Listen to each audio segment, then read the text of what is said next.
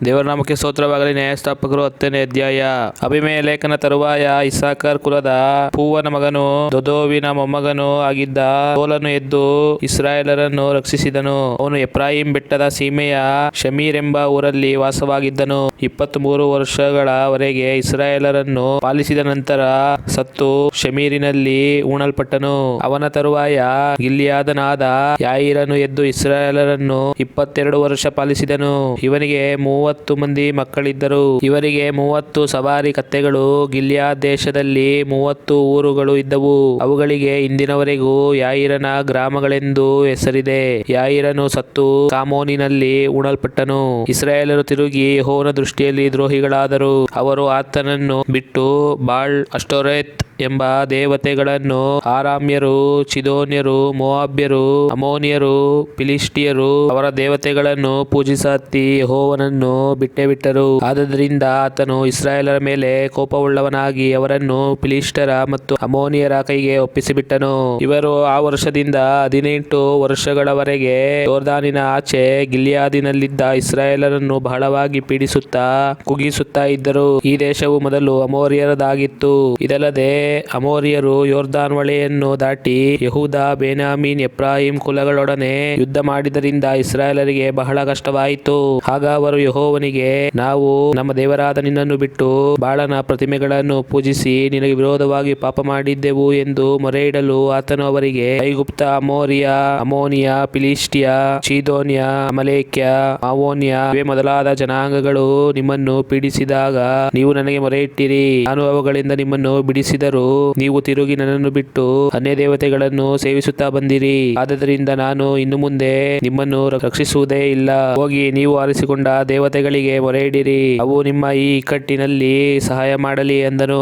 ಇಸ್ರಾಯೇಲರು ತಿರುಗಿ ಯೆಹೋವನಿಗೆ, ನಾವು ಪಾಪ ಮಾಡಿದ್ದೇವೆ, ನಿನಗೆ ಸರಿ ಕಾಣುವ ಪ್ರಕಾರ ನಮಗೆ ಮಾಡು, ಆದರೆ ಈ ಸಾರಿ ಹೇಗೋ ನಮ್ಮನ್ನು ರಕ್ಷಿಸಬೇಕು ಎಂದು ಮೊರೆಯಿಟ್ಟು ಅನ್ಯ ದೇವತೆಗಳನ್ನು ತಮ್ಮಲ್ಲಿಂದ ತೆಗೆದುಹಾಕಿ ಯೆಹೋವನನ್ನು ಸೇವಿಸುವವರಾದರು. ಆಗ ಆತನ ಮನಸ್ಸು ಇಸ್ರಾಯೇಲರ ಸಂಕಟ ನಿಮಿತ್ತ ಬಲು ನೊಂದಿತ್ತು. ಅಮ್ಮೋನಿಯರು ದಂಡೆತ್ತಿ ಬಂದು ಗಿಲ್ಯಾದಿನಲ್ಲಿ ಇಳುಕೊಳ್ಳಲು ಇಸ್ರಾಯೇಲರು ಕೂಡಿ ಮಿಚ್ಪೆಯಲ್ಲಿ ಪಾಳೆಯ ಮಾಡಿಕೊಂಡರು. ಗಿಲ್ಯಾದಿನ ಜನರು, ಅಧಿಪತಿಗಳು, ನಮ್ಮಲ್ಲಿ ಅಮ್ಮೋನಿಯರೊಡನೆ ಯುದ್ಧಕ್ಕೆ ಕೈ ಹಾಕುವವನಾವನು, ಅಂಥವನನ್ನು ಗಿಲ್ಯಾದಿನವರೆಲ್ಲರ ಮೇಲೆ ನಾಯಕನಾಗಿ ಮಾಡಬಲ್ಲ ಎಂದು ತಮ್ಮೊಳಗೆ ಮಾತಾಡಿಕೊಂಡರು.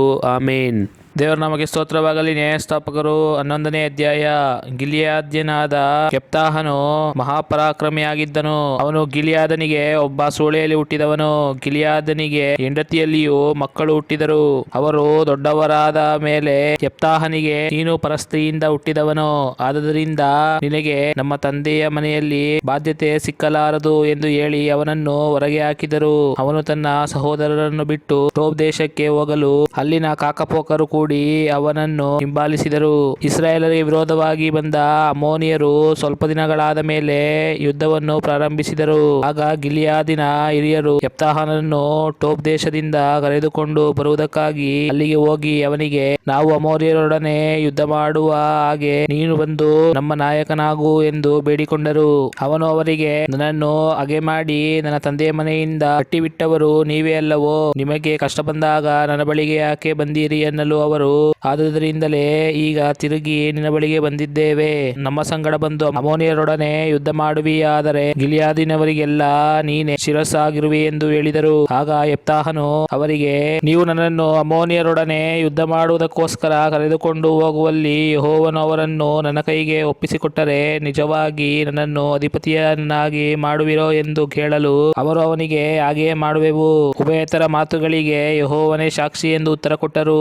ಆಗ ಯೆಫ್ತಾಹನು ಗಿಲ್ಯಾದಿನ ಹಿರಿಯರ ಸಂಗಡ ಹೋದನು. ಜನರು ಅವನನ್ನು ಅಧಿಪತಿಯನ್ನಾಗಿಯೂ ನಾಯಕನಾಗಿಯೂ ನೇಮಿಸಿದರು.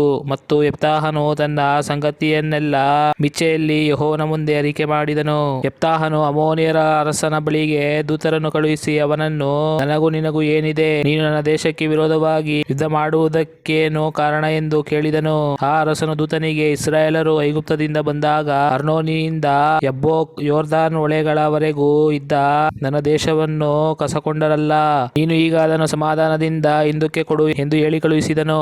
ಯೆಪ್ತಾಹನು ಇನ್ನೊಂದು ಸಾರಿ ಅಮ್ಮೋನಿಯನ ಅರಸನ ಬಳಿಗೆ ದೂತನನ್ನು ಕಳುಹಿಸಿ ಅವನಿಗೆ, ಯೆಪ್ತಾಹನಾದ ನನ್ನ ಮಾತನ್ನು ಕೇಳು. ಇಸ್ರಾಯೇಲರು ಮೋವಾಬ್ಯರ ಮತ್ತು ಅಮ್ಮೋನಿಯರ ದೇಶವನ್ನು ತೆಗೆದುಕೊಳ್ಳಲೇ ಇಲ್ಲ.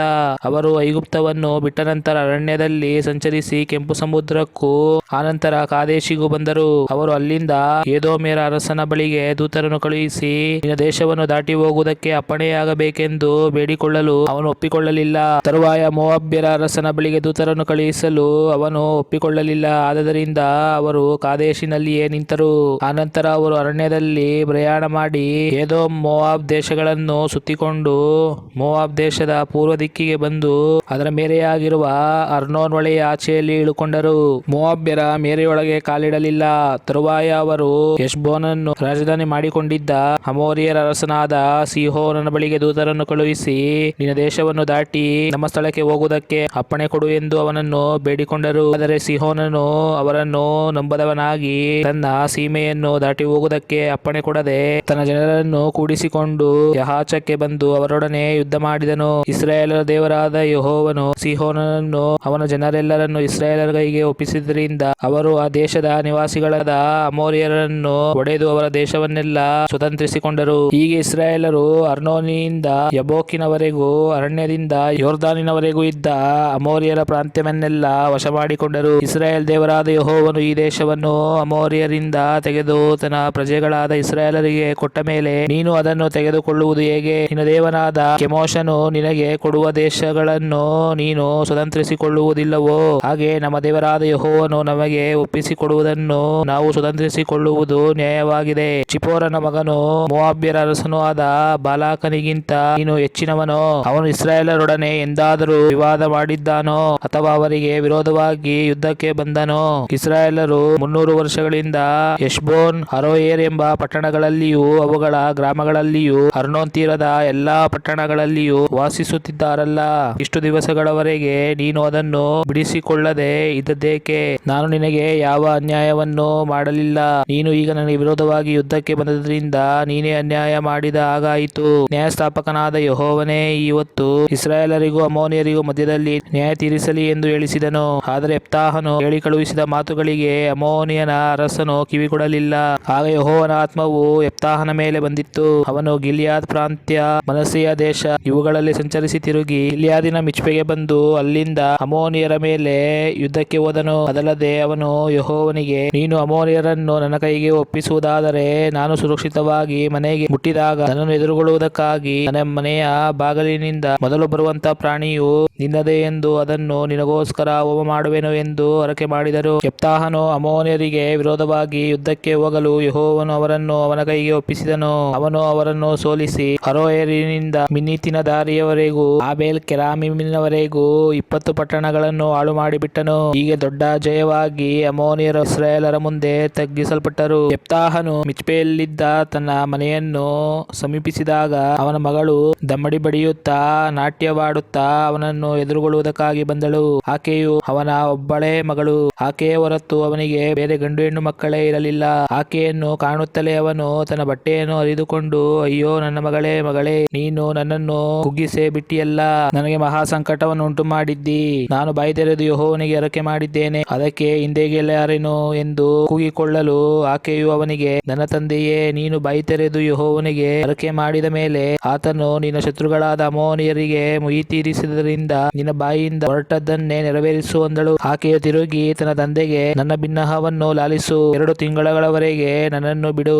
ನಾನು ನನ್ನ ಗೆಳತಿಯರೊಡನೆ ಬೆಟ್ಟದ ಪ್ರದೇಶಗಳಿಗೆ ಹೋಗಿ ನನ್ನ ಕನ್ಯಾವಸ್ಥೆಗೋಸ್ಕರ ಗೋಳಾಡುವೆನು ಅನ್ನಲು ಅವನು 2 ತಿಂಗಳ ತನಕ ಹೋಗಿ ಬಾ ಎಂದು ಕಳುಹಿಸಿದನು. ಆಕೆಯು ಸಖಿಯರ ಸಹಿತವಾಗಿ ಬೆಟ್ಟದ ಪ್ರದೇಶಗಳಿಗೆ ಹೋಗಿ ತನ್ನ ಕನ್ಯಾವಸ್ಥೆಗೋಸ್ಕರ ಗೋಳಾಡಿದಳು. 2 ತಿಂಗಳು ಕಳೆದ ನಂತರ ಆಕೆಯು ತಿರುಗಿ ತಂದೆಯ ಹತ್ತಿರ ಬರಲು ಅವನು ತನ್ನ ಹರಕೆಯನ್ನು ತೀರಿಸಿದನು. ಆಕೆಯು ಪುರುಷನನ್ನರಿಯದವಳು. ಇಸ್ರಾಯೇಲರ ಹೆಣ್ಣು ಮಕ್ಕಳು ಪ್ರತಿ ವರ್ಷದಲ್ಲಿಯೂ 4 ದಿವಸ ಗಿಲ್ಯಾದ್ಯನಾದ ಯೆಪ್ತಾಹನ ಮಗಳನ್ನು ವರ್ಣಿಸುತ್ತಾರೆ. ಇದು ಅವರಲ್ಲಿ ಒಂದು ಪದ್ಧತಿ. ಆಮೇನ್.